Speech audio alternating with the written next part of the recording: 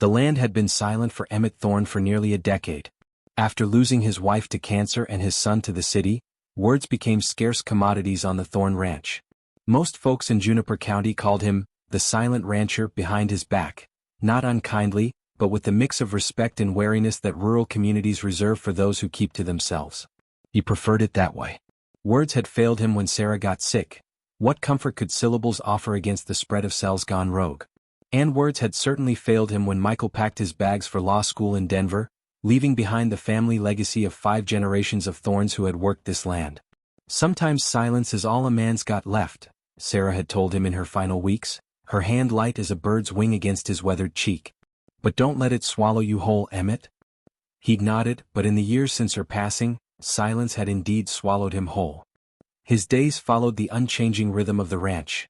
Up before dawn, cattle tended by mid-morning, fences mended by afternoon, a simple dinner eaten alone, and sleep by 9. The cycle repeated with the relentless certainty of the sun crossing the sky. Until the morning he found her.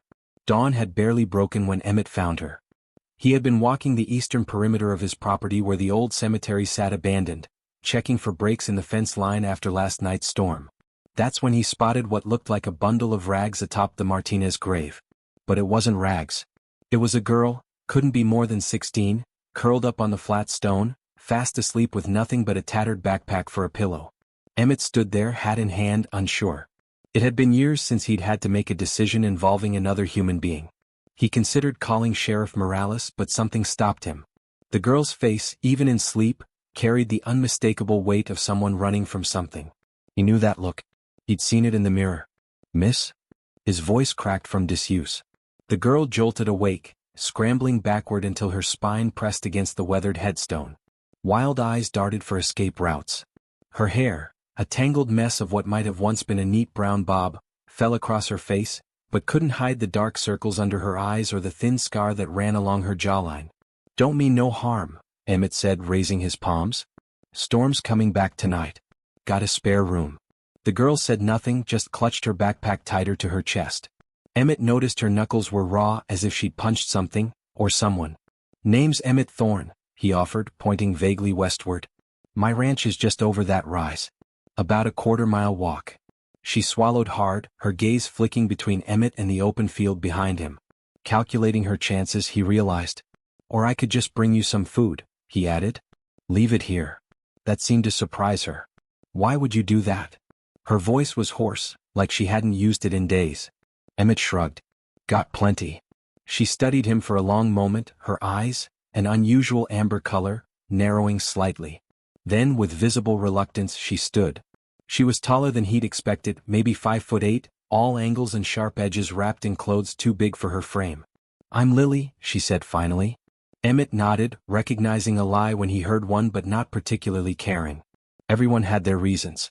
"Storm's coming," he repeated, turning to leave. He didn't look back to see if she followed, but after a few seconds, he heard the crunch of footsteps behind him. That was how Lily, or so she called herself, came to stay at the Thorne Ranch. 7 words from Emmett, a hesitant nod from her, and they walked back to the house in silence. The spare room had been Michael's. Emmett hadn't changed a thing since his son left. The faded posters of bands Emmett couldn't name still clung to the walls, the bookshelf remained stuffed with law textbooks and dog-eared science fiction novels, and the blue quilt Sarah had made still covered the twin bed. "Bathrooms down the hall," Emmett said, hovering awkwardly in the doorway as the girls surveyed the room. "Got some of my son's old clothes in the dresser. Might be big, but they're clean." Lily nodded, her fingers tracing the spine of a book on the shelf, Starship Troopers by Robert A. Heinlein. "He read a lot," she observed. "Still does, I reckon. He's a lawyer now. Up in Denver." Emmett wasn't sure why he was offering this information. He hadn't spoken this many sentences together in months. "You don't see him much?" "Christmas sometimes." Emmett cleared his throat. "There's soap and towels in the bathroom cabinet. Food in the kitchen when you want it." With that, he closed the door and retreated to the porch, where he sat in his rocking chair and tried to make sense of the impulse that had led him to invite a stranger, a teenage runaway no less, into his home. Sarah would have understood. Sarah would have done the same, but with far more grace and far fewer awkward silences. She'd have had the girl talking within minutes, wrapped in a blanket with a mug of hot chocolate, spilling whatever troubles had driven her to sleep in a cemetery. But Sarah wasn't here, and Emmett had forgotten how to talk to people who weren't cows or the occasional delivery driver. From inside he heard the shower running. At least she'd taken him up on that offer. He wondered when she'd last had a hot shower or a decent meal. He decided to make dinner. Nothing fancy, just fried chicken, mashed potatoes and green beans from last summer's garden that he'd frozen. He wasn't much of a cook, but these were staples he could manage without thinking too hard. By the time the food was ready, the sun had begun its descent behind the western hills, painting the sky in shades of orange and pink that Sarah would have appreciated. Emmett set 2 plates on the kitchen table, something he hadn't done in years, and then, unsure of protocol with teenage runaways, retreated to the living room to give her space. 20 minutes passed before he heard the soft pad of footsteps. He looked up from his newspaper to find her standing in the doorway, dressed in what must have been 14-year-old Michael's jeans and flannel shirt, both several sizes too big but rolled up at the cuffs. Her wet hair was combed back, revealing a face that, when clean, looked even younger than he'd first thought. "Smells good," she said, not quite meeting his eyes. Emmett nodded toward the kitchen. "Help yourself." She disappeared into the kitchen, and Emmett listened to the scrape of chair legs against the floor. After a few minutes, curiosity got the better of him, and he joined her, taking the seat opposite. She was eating like someone who hadn't seen food in days, methodical, focused, careful not to waste a crumb. They ate in silence, but it wasn't the empty silence Emmett had grown accustomed to. This silence had shape and weight, filled with unasked questions and untold stories. When she'd cleaned her plate, she looked up at him. "Thank you," she said simply. "You're welcome to stay," Emmett found himself saying. "Got plenty of room. And I could use some help around the place."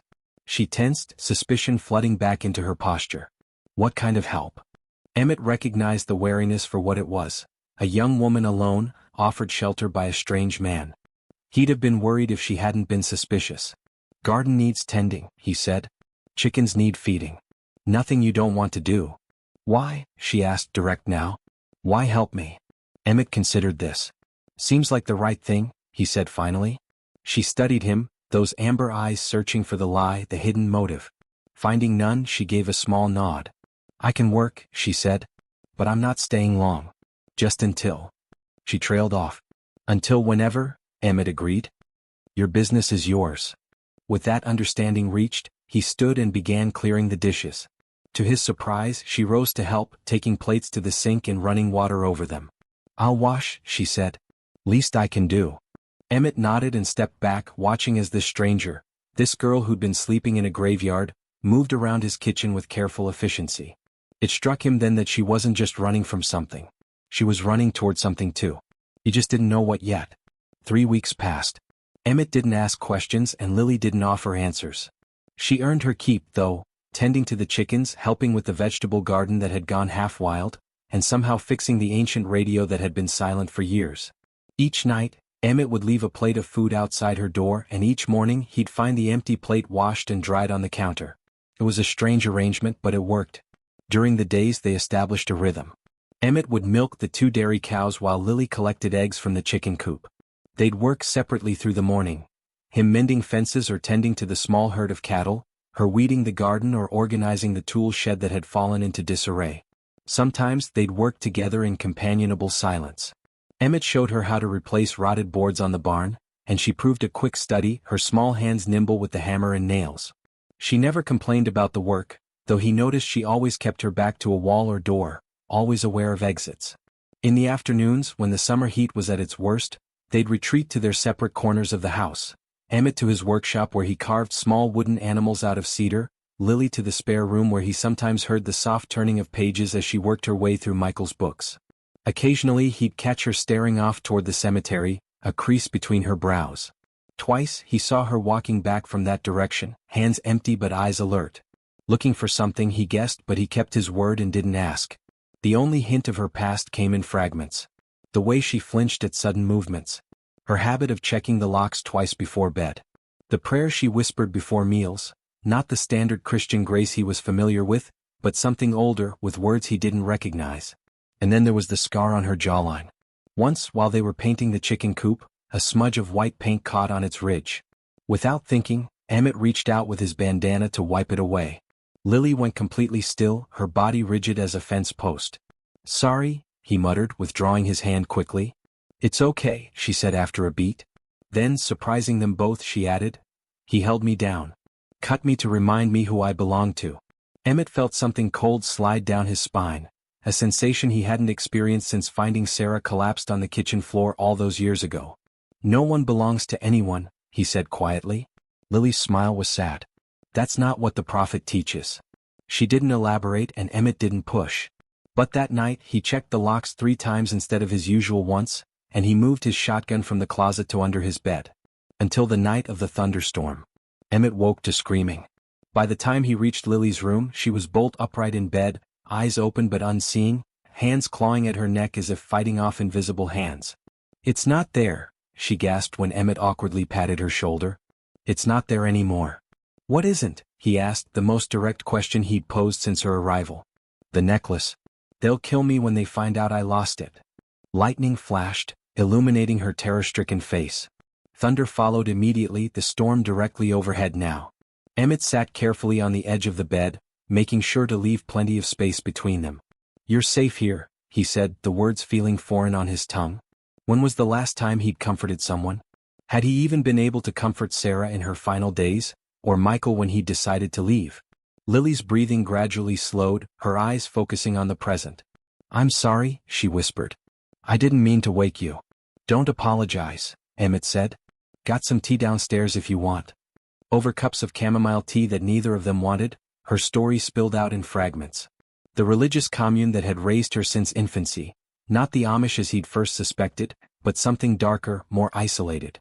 The Shepherd's Light community, she called it, led by a man who styled himself as the Prophet. They started with just a few families, she explained, her fingers wrapped tightly around the mug as if anchoring herself. But over the years more people joined. The Prophet said God spoke directly to him, told him the end times were coming. That only those who followed him would be saved. Emmett listened, saying nothing as she described the increasingly strict rules.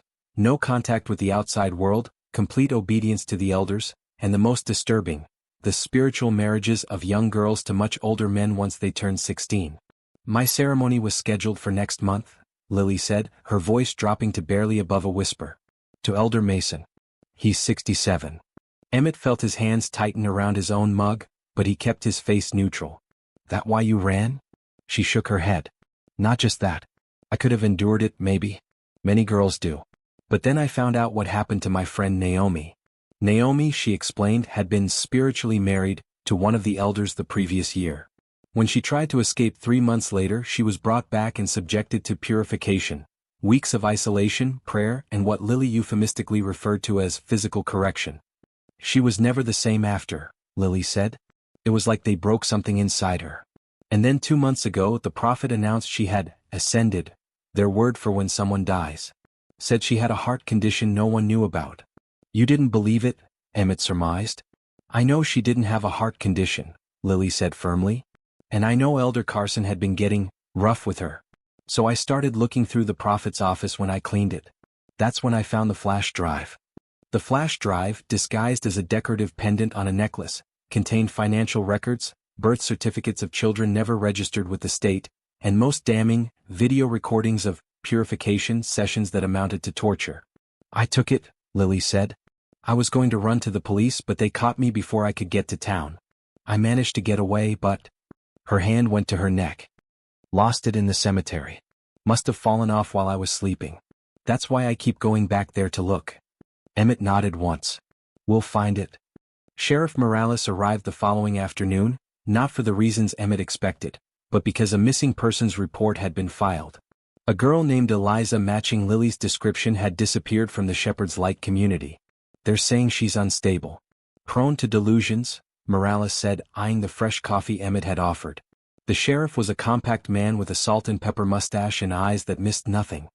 He'd been in Juniper County as long as Emmett could remember, fair but not one to suffer fools. "2 men from the community are waiting at the station to take her home," Morales continued, his tone carefully neutral. "One of them says he's her uncle. Other ones introduced himself as a spiritual elder, or some such." Emmett's jaw tightened. "The Prophet and Elder Mason," he said. "The one she was supposed to marry." Morales raised an eyebrow. "So she's told you her story. Enough of it." The sheriff sighed, removing his hat and running a hand through thinning hair. "Look, Emmett, I know you've been alone out here a long time, And I know since Sarah passed and Michael left, things haven't been easy. But harboring a runaway minor, that's a serious matter. She's not a runaway, Emmett said firmly. She's escaping abuse. Morales's expression softened slightly. She tell you that? Showed me too, Emmett replied, pointing to the scar on his own jaw to indicate where Eliza's was. And she's got evidence. On a flash drive. Morales straightened in his chair. What kind of evidence? Financial records. Birth certificates for kids who don't officially exist. And videos of what they call purification. What normal folks would call torture. The sheriff's expression darkened. That's a serious accusation, Emmett. Serious situation. Outside the window, Eliza, or Lily as Morales still knew her, was hanging laundry on the line, her face tilted toward the sun. For the first time since arriving, she was humming a quiet tune. She seems comfortable here, Morales observed. Safe, Emmett corrected. She feels safe here. Morales watched the girl for a long moment. I can't just ignore a missing persons report, Emmett. You know that. Emmett nodded thoughtfully, then reached for his ancient landline phone. Who you calling? Morales asked. My son, Emmett said. He's a lawyer up in Denver now. Specializes in cult cases and trafficking.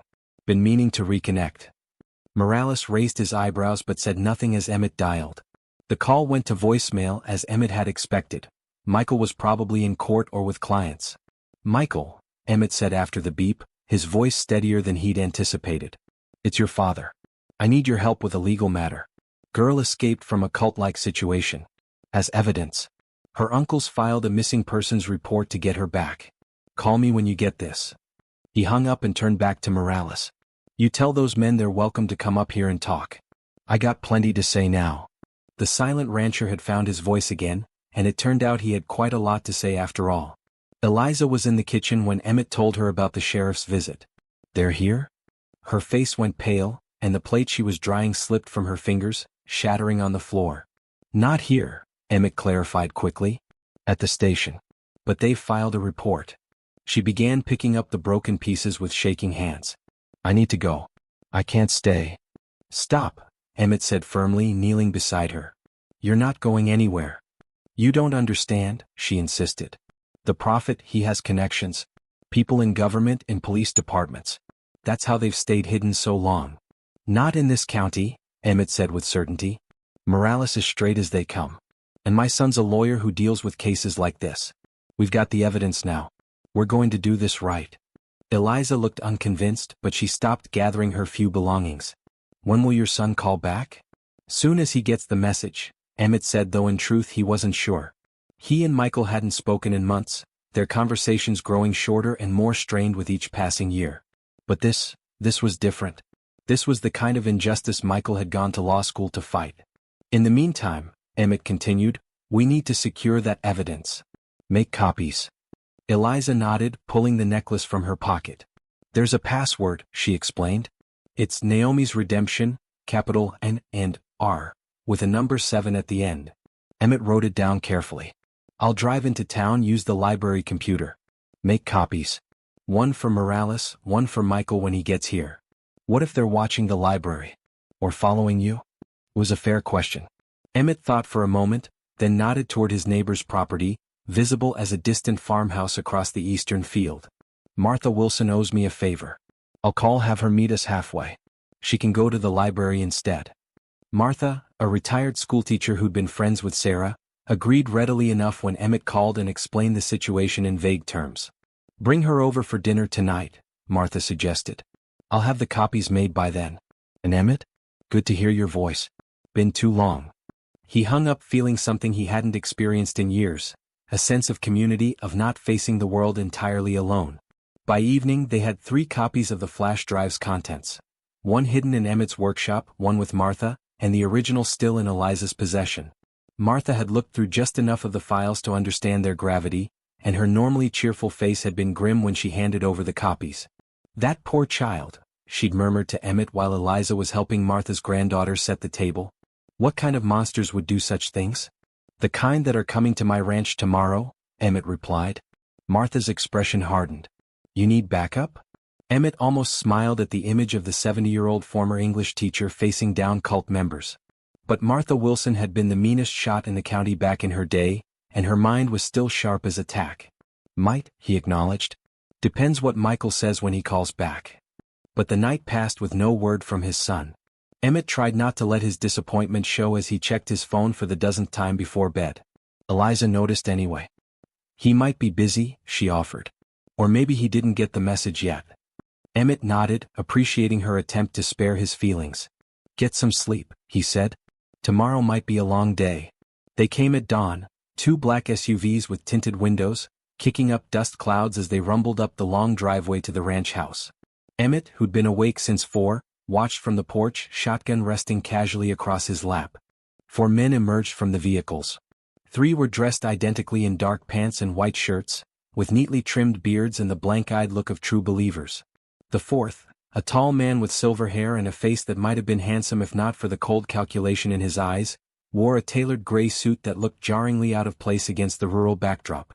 That's him, Eliza whispered from inside the screen door. The prophet. Emmett nodded slightly. Stay inside, he murmured. Keep the revolver close like I showed you. The 4 men approached the porch, stopping at the bottom step. The silver-haired man smiled, revealing perfect teeth that Emmett guessed had cost a small fortune. Mr. Thorne, he said, his voice smooth as creek water over stones. I'm Richard Shepard. I believe you've been sheltering my niece. Emmett didn't return the smile. Been sheltering a girl who needed help, he corrected. One who's got some interesting stories about your community. The man's smile didn't falter, but something hardened in his eyes. Eliza has always had a vivid imagination. It's part of her charm. Unfortunately, she also suffers from delusions when she doesn't take her medication. Her mother is beside herself with worry. Funny, Emmett said, shifting slightly in his chair.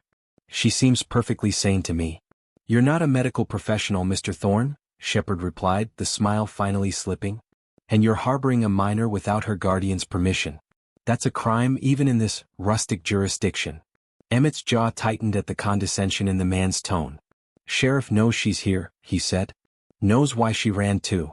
One of the other men, older, with a beard streaked with gray, stepped forward. We just want to take Eliza home where she belongs, he said, his voice gentle but insistent. She has responsibilities to the community. To her family. To you, you mean? Emmett replied, looking the man directly in the eye. You'd be Elder Mason, I take it. The one planning to spiritually marry a girl young enough to be your granddaughter. Mason flushed, but the prophet placed a restraining hand on his arm. Mr. Thorne, I can see Eliza has filled your head with her fantasies. Perhaps it would be better if we spoke directly to her. She doesn't want to see you, Emmett stated flatly. I'm afraid that's not your decision to make, Shepard said, taking a step toward the porch. She is a minor under my legal guardianship. Emmett stood, the shotgun now held casually in both hands, not pointed at anyone but certainly present. That's far enough. The atmosphere shifted instantly. The 2 unnamed men moved their hands toward their jackets, and Emmett had no doubt they were armed. This can go one of 2 ways, Shepard said, his voice now devoid of its earlier charm. You can bring Eliza out, we'll leave peacefully, and this unfortunate episode can be forgotten. Or you can continue to interfere in matters that don't concern you, in which case. He was interrupted by the sound of tires on gravel. All heads turned as a silver sedan pulled up beside the SUVs, and a tall, broad-shouldered man in a navy suit emerged. Despite the years and the formal attire, Emmett would have recognized his son anywhere. Sorry I'm late, Michael called, striding toward the group with the confident gait of someone used to courtrooms. Traffic on the I-25 was a nightmare. Relief washed over Emmett, though he kept his expression neutral. Michael stopped beside him, extending a hand to the prophet with professional courtesy. Michael Thorne, attorney at law, he introduced himself. I understand you're here about Eliza Shepard? The prophet's eyes narrowed slightly. Family matter, he said dismissively. No need for lawyers. Oh, I think there is, Michael disagreed pleasantly. Especially given the evidence Miss Shepard has provided regarding your community's practices. What evidence? Mason demanded, his face reddening further. Michael's smile was all teeth. The kind that's already been copied and sent to the FBI's anti-trafficking division, the state attorney general, and several trusted colleagues. The kind that shows financial fraud, abuse, and what any reasonable court would consider human trafficking. Shepard's composed facade cracked slightly. You're bluffing. Would you like to find out? Michael challenged. My firm specializes in cult deprogramming and rescue. We've brought down organizations twice your size. The tension in the air was thick enough to cut. Finally, Shepard turned to his companions. We're leaving.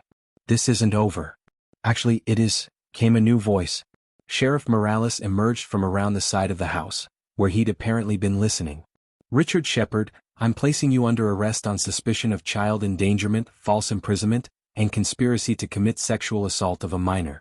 What followed was chaos. One of the unnamed men drew a gun, only to find himself staring down the barrels of Emmett's shotgun, Michael's concealed carry, and Morales' service weapon.